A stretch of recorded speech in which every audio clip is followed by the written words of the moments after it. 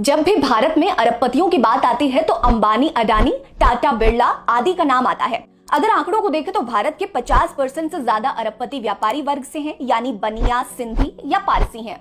1.5% के करीब ब्राह्मण और क्षत्रिय अरबपति हैं, जबकि देश के 17% का प्रतिनिधित्व करने वाले दलित समुदाय के अरबपतियों का नाम तक नहीं लिया जाता। लेकिन आज हम उनकी पूरी लिस्ट लेकर आए हैं। नंबर लिस्ट में पहले नंबर पर हैं भगवान गवई।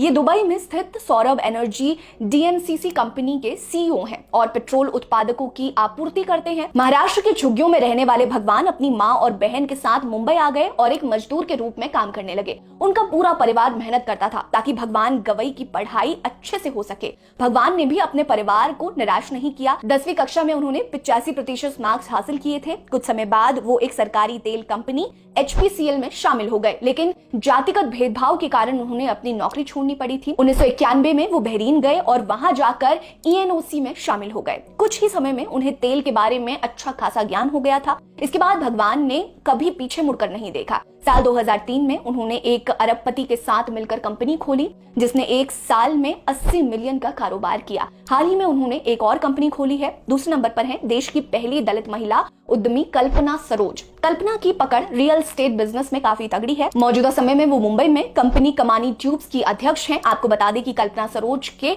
पिता एक पुलिस कांस्टेबल थे। सरोज की शादी 12 साल की उम्र में हो गई थी। मुंबई की एक झुग्गी में रहते हुए उन्हें अपने ससुराल वालों के शोषण का शिकार होना पड़ा। हालात इतने बिगड़ गए कि सरोज अपने पति का घर छोड़कर अपने पिता के घर लौट आई, लेकिन उन्हें सामाजिक बहिष्कार का सामना करना पड़ा। जिंदगी के उस पायदान पर सरोज को वापस मुंबई लौटना पड़ा और वहां पर अपने चाचा के साथ रहकर काम करने लगी। लंबे समय तक ऐसे ही काम करने के बाद सरोज ने अपनी सेविंग और कुछ फंडिंग के साथ एक छोटे से व्यवसाय में कदम रखा और आज के समय में वो 112 मिलियन अमेरिकी डॉलर से अधिक की मालकिन है। तीसरे दलित बिजनेसमैन है राजा नायक। इनका जन्म कर्नाटक के एक दूरदराज गांव में हुआ था। बाद में उनका परिवार बेंगलुरु आ गया। 17 साल की उम्र में अमिताभ की एक फिल्म से प्रेरित होकर राजा ने रियल एस्टेट में काम करने की प्लानिंग की और मुंबई पहुंच गए। मुंबई में अपने शुरुआती दिनों में वो कुछ खास नहीं कर पाए तो उन्हें वापस कर्नाटक लौटना पड़ा। घर जाते ही उन्होंने अपनी स्कूल छोड़ दी और टी-शर्ट बेचने का काम शुरू किया। बाद में उन्होंने कोल्हापुरी चप्पल और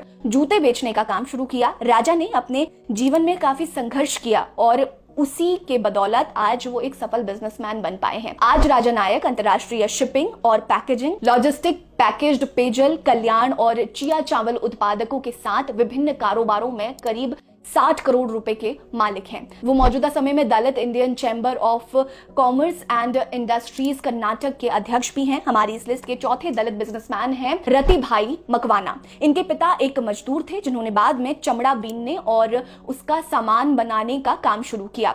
रति भाई ने अपने बचपन से ही छुआछूत और भेदभाव को देखा है, सहा है। पढ़ाई में उनका ज्यादा मन लगा नहीं। ऐसे में उन्होंने कॉलेज छोड़ दिया और अपने पिता के साथ कारोबार में लग गए। मौजूदा समय में वो अहमदाबाद में स्थित कंपनी गुजरात पिकर्स इंडस्ट्रीज के निर्देशक हैं। 56 साल पुरानी इस कंपनी का सालाना टर्नओवर 380 करोड़ रुपए है, यानी ये कंपनी 3500 लोगों को रोजगार देती है, जिसमें दलितों की संख्या 2000 से ज्यादा है। पांचवें दलित बिजनेसमैन हैं अशोक खाड़े। इनके पिता एक मोची थे जो पेड़ के नीचे बैठकर काम किया करते थे। सभी बाधाओं और परेशानियों को हराकर अशोक खाड़े स्कूल गए, कॉलेज की पढ़ाई पूरी की और सरकारी शिपयार्ड कंपनी में काम भी किया। 90 के दशक में उन्होंने खुद की कंपनी शुरू की। उनकी कंपनी का नाम है DAS ऑफशोर। मौजूदा समय में ये कंपनी 4500 लोगों को कारोबार देती है और इसका सालाना टर्नओवर 500 करोड़ के